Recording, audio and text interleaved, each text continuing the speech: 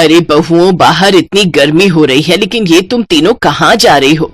माँ जी गर्मी हो रही है इसीलिए तो जा रहे हैं पूल में नहाने।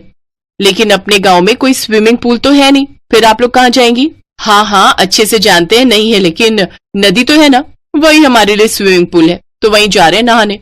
बहू, तेरा दिमाग ठीक तो है ना? बाहर नदी में क्यों जाकर हमारी इज्जत डुबाना चाहती हो? अरे अपनी इन गांव की 2 जेठानियों से सीखो, कितनी तमीजदार और संस्कारी हैं। घर पर रहकर इतनी गर्मी में भी मुझसे घूंघट करती हैं, और एक तुम लोग हो जिन्हें बाहर नग्न होकर नहाना है। ठीक है, हम बाहर नहीं जाएंगे, तो फिर आप हमारे लिए घर में ही पूल बनवा दीजिए। हा, पूल बना दीजिए? अरे हलवा पूड़ी समझ रखा है क्या? जानती हो कितना महंगा बनता है पुल? ऊपर से उसके रख रखाव का खर्चा वो अलग। और अब अपने कमरे में जाओ, नहीं तो तुम्हारे पतियों को अभी फोन कर दूंगी मैं। नहीं, फोन करने की जरूरत नहीं है, हम अभी अंदर जाते हैं। तीनों बहुएं अंदर चली जाती हैं। देखा तुमने माँ जी कैसे उन गवार जेठानियों का पक्ष ले रही थी? अरे उनमें और हमें फर्क है या नहीं? वो गांव की गवार हैं, उनको तो घूंघट में ही रहना अच्छा लगता है। वो सर्दियां हो या गर्मियां हमेशा घूंघट में रहती हैं, लेकिन हम तो ऐसे ही रहेंगे। लेकिन सच में यार, मेरा कितना मन था पूल में नहाने का। हाँ तो चलो ना, फिर सोचना क्या। अरे हम सामने से नहीं जा सकते, लेकिन पीछे से तो जा सकते हैं ना, पीछे दरवाजा है, चलो वहीं से चलते हैं। फिर तीनों पीछे वाली खिड़की से कूदकर चली जाती हैं और नदी पर पहुंचकर उसमें नहाने लगती हैं। आहा, अरे वाह, कितना ठंडा पानी है इस नदी का। गर्मियों में तो मन करता है बस इसी के अंदर बैठे रहे। हाँ लेकिन माँ जी को कौन समझाए कि उस 4 दीवारी बाथरूम में और खुले में नहाने में कितना मजा आता है। तभी किंजल उन दोनों पर पानी गिराते हुए मस्तियां करने लगती है। सच में यार, कितना रिलैक्स हो रहा है इस नदी में नहाकर। हाँ लेकिन अब जल्दी से चलो, माँ जी इंतजार कर रही होंगी। अगर गांव के किसी ने हमें यहाँ देख लिया और माँ जी को जाकर बता दिया तो आफत आ जाएगी। फिर तीनों पीछे के दरवाजे से वापस कमरे में चली जाती हैं। फिर वो शॉर्ट ड्रेस पहनकर बाहर आती हैं और फ्रिज से कोल्ड ड्रिंक पीने लगती हैं। वाह, मजा आ गया ये ठंडी ठंडी कोल्ड ड्रिंक पीकर। वो तीनों कोल्ड ड्रिंक खत्म कर देती हैं। तभी उनकी दोनों जेठानियां वहां आ जाती हैं। ये तुमने क्या किया? सारी कोल्ड ड्रिंक खत्म कर दी। अब कोई मेहमान घर पर आएगा तो उसे क्या पिलाओगे? तुम गिलास से भी तो पी सकते हो, या इसमें भी तुम्हारी कोई मॉडर्निटी है? अरे ओ गांव की जेठानी जी, हमारी मर्जी, हम इसे जूठा करें या ना करें। और अगर आपको आपके मेहमानों की इतनी चिंता है ना, तो दूसरी बोतल मंगवा लो, समझे? और ये तुम तीनों ने कपड़े कैसे पहने हुए हैं? माँ जी ने तुम्हें ऐसे देखा ना तो तुम्हारी खैर नहीं। ओ कम ऑन, तुम गांव के लोग क्या ही जानो फैशन के बारे में। और वैसे भी साड़ी पहनने के लिए तुम दोनों काफी हो, हम लोगों से ये चोचले पाती नहीं होती। तभी उनकी सास भी वहां आ जाती है। राम राम, ये कैसे कपड़े पहने हैं तुम तीनों ने? तुम में कुछ शर्म हया है या नहीं?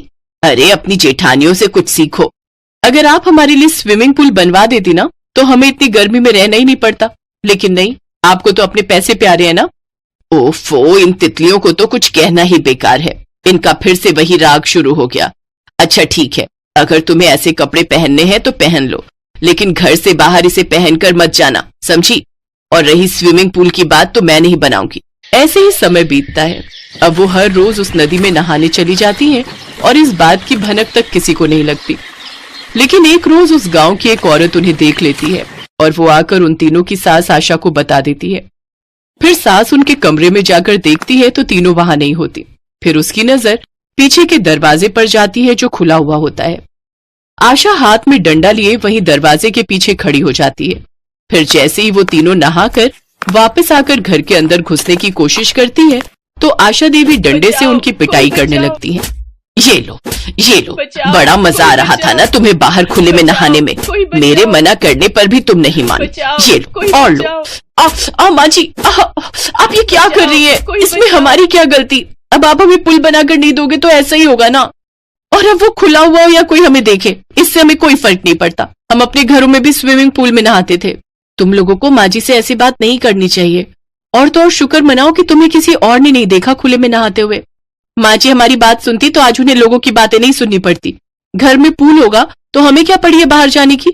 ठीक है, मैं कल ही घर में पूल बनवा दूंगी, फिर तुम सब दोबारा ऐसी हरकत मत करना। अगले दिन से ही आशा देवी अपने घर के पीछे स्विमिंग पूल बनवा देती हैं।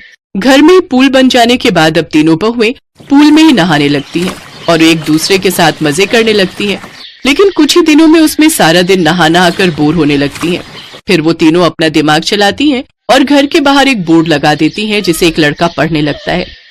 आइए और सिर्फ 100 रुपए में पूल के मजे लीजिए। अरे वाह, 100 रुपए में मैं तो जरूर जाऊंगा और अपने दोस्तों को भी लेकर जाऊंगा। और इसका टाइम है दिन के 2 बजे से शाम के 6 बजे तक। अगले दिन वो लड़का, जिसका नाम राघव होता है, वहाँ अपने कुछ दोस्तों, जिसमें लड़के लड़कियां होते हैं, उनके साथ उस पूल में पहुंच जाता है और इसके बदले में उन तीनों को पैसे भी देता है। अरे वाह, क्या कमाई हुई है हमारी। लगता है अपना ये बिजनेस चल निकलेगा। और अच्छा है जो हमने दिन का समय चुना। इस समय माँ जी और दोनों गंवार जेठानियां आराम कर रही होती हैं, तो उन्हें कुछ पता नहीं चलेगा। अगले 1 हफ्ते तक वो लड़के लड़कियां इसी तरह उस पूल में आते रहे। तीनों मॉडर्न देवरानियां खुद भी उस पूल में नहाती, लेकिन एक रोज उनकी जेठानी उन्हें ऐसा करते देख लेती है और वो अपनी सास को बुलाकर ले आती है। ये देखिए माँ जी, ये तीनों मॉडर्न देवरानियां आपके प्यार का कितना गलत फायदा उठा रही हैं। पुल के नाम पर पैसे कमा रही हैं और इन छिछोरे लड़के लड़कियों को यहाँ पुल में पैसे देकर नहाने दे रही हैं। बहुत फायदा उठा लिया इन्होंने मेरी शराफत का। मैंने ये पुल बनवा कर ही गलती की। लगता है अब इनकी बेशर्मी के बारे में मुझे इनके पतियों को खबर करनी ही होगी। उसकी कोई जरूरत नहीं है माँ, हमने सब अपनी आंखों से देख लिया है। अगर तुम तीनों को बिजनेस करना है, पैसा कमाना है और यूं पूल में बेशर्मों की तरह नहाना है, तो वापस अपने घर चली जाओ और वहीं जाकर अपना ये रूप दिखाओ। बिल्कुल ठीक कहा आपने। हम तीनों तुम तीनों को तलाक दे देंगे, क्योंकि जिसे हमारे परिवार, हमारी माँ की इज्जत की परवाह नहीं, उसकी हमें भी कोई जरूरत नहीं। अपने पतियों की ये बात सुनकर तीनों मॉडर्न बहुओं को अपनी गलती का एहसास हो जाता है और वो अपनी गलती की माफी मांगती हैं। उनकी सास और पति उन तीनों को माफ कर देते हैं, जिसके बाद वो भी मॉडर्न कपड़े छोड़ साड़ी पहनती हैं और अब संस्कारी बहू में बनकर घर के सारे काम करती हैं। अब सभी घर वाले मिलकर उस स्विमिंग पूल का इस्तेमाल करते हैं और एक साथ खुशी खुशी उसमें नहाते हैं। सुबह के 6 बजे होते हैं कि तभी नीतू अपने पति को उठाने की कोशिश करती है। अरे क्या होगा, आज संडे है, आज तो देर तक सोने दो। अरे चलो उठ भी जाओ ना, अभी सभी घर वाले सो रहे हैं। उनके उठने से पहले हम जल्दी से कराते हैं। अरे क्या कराते हैं, तुम्हें जो करना है अकेले कराओ, लेकिन मुझे अभी सोने दो। क्यों टाइम वेस्ट कर रहे हो, जल्दी से चलो, नहीं तो सारा दिन लाइन में ही खड़े रह जाओगे। अरे जबरदस्ती है क्या, जब आ ही नहीं रही तो जाकर करूँगा क्या। अब तुम निकलो यहाँ से और मुझे सोने दो। ओहो, अगर इनके चक्कर में रही तो मैं भी पेट पकड़कर ही बैठी रह जाऊंगी। इसके बाद नीतू पेट पकड़ते हुए जल्दी से अपने कमरे से भागकर बाथरूम की ओर जाती है तो देखती है कि उसकी दोनों जेठानियां और छोटी देवरानी पहले से ही बाथरूम के बाहर खड़ी होती हैं। अरे यार, लेट हो गई, लगता है और जल्दी उठना चाहिए था। नीतू को देखकर उसकी देवरानी कहती है, आओ दीदी, जल्दी से आकर लाइन में लग जाओ। पर अगर तुम सब बाहर हो तो फिर टॉयलेट में है कौन? और कौन होगा मम्मी जी के सिवा? निधि जोर जोर से दरवाजा पीटते हुए कहती है, अरे मम्मी जी, आप कहीं सो तो नहीं गई? जल्दी से बाहर आ जाओ, यहाँ लाइन लगी पड़ी है। निधि ये कही रही होती है कि तभी शीला, उनकी सास, टॉयलेट से बाहर आती है। उसके बाहर आते ही मंझली बहू नीतू पेट पकड़कर पीछे से भागते हुए आती है और लाइन तोड़कर टॉयलेट में घुस जाती है और झट से दरवाजा बंद कर देती है। ये सब देखकर बाकी सब हैरान रह जाती है। तभी सबसे बड़ी बहू राखी जोर जोर से दरवाजा पीटते हुए कहती है, अरे ओ नीतू की बच्ची, जल्दी से बाहर निकल, मेरा नंबर था, तू कहाँ से बीच में घुस गई? निकल निकल ना। अरे क्यों दरवाजा पीट रही है, उसको तोड़कर ही मानेगी क्या? और अब वो अंदर गई है तो पेट की गंदगी निकाल कर ही बाहर निकलेगी। और जब मैं अंदर थी तब भी तुम में से कोई दरवाजा पीट रहा था। तुम सब जानती हो ना, बुजुर्ग लोगों को कब्ज की शिकायत रहती है। अगर आपको कब्ज की शिकायत रहती है तो सुबह जल्दी उठकर फ्रेश हो जाया कीजिए। आपकी कब्ज के चक्कर में तो हम लोगों के पेट के बुलबुले उठने लग पड़ते हैं। ये सब बातें छोड़ो मम्मी जी, अब ये बताओ कि कब तक हम ऐसे ही एक टॉयलेट में जाते रहेंगे? उम्र भर ऐसे ही जाना होगा। क्या मतलब? मतलब ये कि शुक्र मनाओ तुम लोगों को एक टॉयलेट तो नसीब हुआ। हम तो अपने गांव में खुले में शौचालय जाते थे, और खुले में जो जाने का मजा है, ओए होए होए होए होए। इतना कहते ही शीला चुप हो जाती है। पर मम्मी जी, आपकी इतनी सारी बहुएं हैं, आपको 2 टॉयलेट तो बनवाने ही चाहिए ना। आई बड़ी 2 टॉयलेट वाली, ये घर है, कोई तेरे बाप का होटल नहीं जो 2-2 टॉयलेट चाहिए तुम्हें। मम्मी जी, पर जैसे यहाँ लाइन लगी है ना, ये किसी के घर का टॉयलेट नहीं बल्कि किसी चौल का सुलभ शौचालय मालूम होता है। हाँ, बस इसका ये एक सुख है कि हमें धोने के लिए बाल्टी और मग्गा लेकर नहीं आना पड़ता। निधि बोल ही रही थी कि तभी वहाँ खड़ी राखी जोर से बदबूदार गैस छोड़ती है। उसकी बदबू से वहाँ खड़े सभी अपनी नाक पर हाथ रख लेते हैं।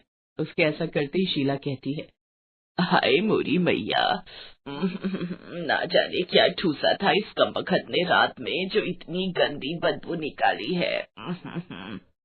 मम्मी जी, जिस घर में 4 बहुओं का एक टॉयलेट होगा वहाँ तो ये सब झेलना ही पड़ेगा।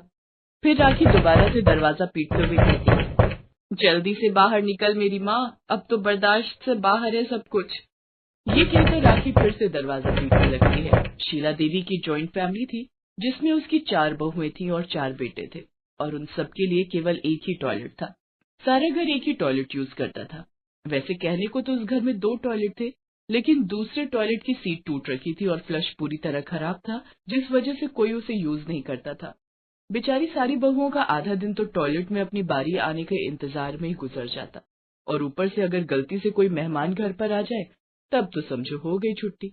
ऐसे ही एक दिन दरवाजे की घंटी बजती है, तभी नीतू दरवाजा खोलती है। मैडम, रश्मि जी का पार्सल आया है। रुको, मैं अभी उसे बुलाती हूँ। रश्मि, अरे ओ रश्मि, जल्दी आ, देख तेरा पार्सल आया है। आई दीदी। जी लीजिए। पार्सल देकर कुरियर बॉय वहाँ से जाने लगता है। तभी वो रुककर उन दोनों से कहता है, अगर आप बुरा ना मानो तो क्या मैं आपका टॉयलेट यूज कर सकता हूँ? लेकिन क्यों? क्यों मतलब, ये तो नेचर कॉल है, कभी भी आ सकती है और इस वक्त मेरे लिए जाना बहुत अर्जेंट है। दीदी, अभी कोई होगा तो नहीं ना टॉयलेट में? मैं क्या जानू रश्मि, लेकिन अब अगर इसे जोर की लगी है तो कर भी क्या सकते हैं। ले जाओ इसे।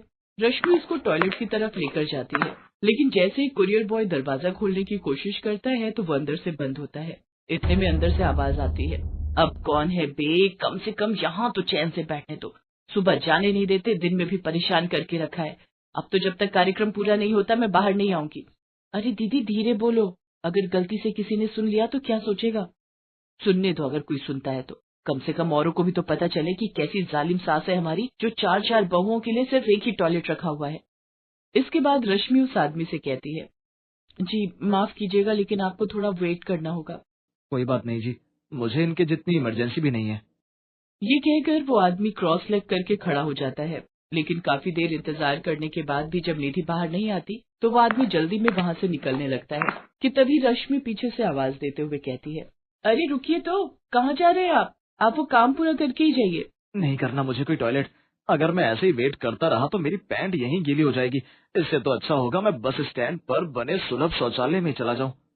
ये कहकर वो आदमी वहाँ से भागता हुआ चला जाता है। रश्मि अपना सर पकड़कर बैठ जाती है। कुछ महीने ऐसे ही बीतते चले गए, लेकिन टॉयलेट की समस्या ज्यों की त्यों बनी रहती है। एक शाम जब शीला घूमने गई होती है तभी चारों बहुएं बैठकर रोज की इस परेशानी का हल ढूंढने के विषय में चर्चा करती हैं। हे भगवान, अब क्या दिन आ गए, हमारी जो सास की चुगलियां छोड़कर टॉयलेट के ऊपर चर्चा करने बैठे हैं हम। सब हमारी सासू माँ का किया धरा है। वो सब तो ठीक है, लेकिन अब ये सोचो कि कैसे हम अपनी सास को दूसरा टॉयलेट भी ठीक करने के लिए मनाएं। ऐसे तो मानने से रही, हमें कोई तरकीब सोचनी पड़ेगी जिससे सांप भी मर जाए और लाठी भी ना टूटे। वैसे मेरे पास एक आइडिया है, क्यों ना हम में से एक का पेट खराब कर दिया जाए, जिससे सारा दिन उसका टॉयलेट में ही बीते। फिर जब मम्मी जी को टॉयलेट यूज करने नहीं मिलेगा तभी उन्हें दूसरे टॉयलेट की अहमियत समझ में आएगी। वो तो ठीक है, पर किसका पेट खराब करे? तू अपना कर ले, मैं तेरे लिए जमाल गोटा लाई देती हूँ। वाह जी वाह, ये क्या बात हुई, मान न मान मैं तेरा मेहमान। अगर मुझे टॉयलेट में जगह ना मिली तो मेरा तो हो जाएगा ना वही काम तमाम। ऐसा करो, आपका आइडिया है, आप पर ही आजमा कर देखते हैं इसे। ना बाबा ना, ओहो, हम सब क्यों अपना पेट खराब करें? जिसकी वजह से ये परेशानी हो रही है उन्हीं का खराब करते हैं। अभी तो सास होने का फायदा उठाकर वो हमसे पहले टॉयलेट चली जाती हैं। हाँ, ये अच्छा आइडिया है। यही। उसी शाम अपने प्लान के अनुसार वो चारों अपनी सास के खाने में जमाल गोटा मिला देती है। कुछ देर में शीला के पेट में गड़बड़ शुरू हो जाती है और वो भागते हुए टॉयलेट की तरफ जाने लगती है, लेकिन तभी रश्मि झट से टॉयलेट में जाकर अंदर से दरवाजा बंद कर लेती है। शीला दरवाजा पीटते हुए चिल्लाकर कहती है, अरे करम चली, तुझे सुबह से टाइम ना लगा, जो मेरे जाने पर ही घुसना था तुझे, जल्दी निकल बाहर। कुछ देर में रश्मि बाहर आती है, तभी शीला झट से अंदर जाकर फ्रेश होती है और पसीना पोंछते हुए बाहर आती है। लेकिन अभी वो अपने कमरे की ओर जा ही रही होती है कि तभी उसके पेट में फिर से गुड़गुड़ाहट शुरू हो जाती है और वो वापस टॉयलेट जाने लगती है। लेकिन तभी निधि टॉयलेट जा रही होती है कि शीला उसको कहती है, अरे ओ कहाँ चली, मुझे बड़ी जोर की आई है, जरा भी देर हुई तो तुझे ही साफ करना पड़ जाएगा। मुझे भी जोरों की लगी है मम्मी जी, आप थोड़ी देर इंतजार करो, मैं यूं गई और यूं आई। ये कहकर वो टॉयलेट चली जाती है। अरे जल्दी निकल जा, निकल मेरी माँ।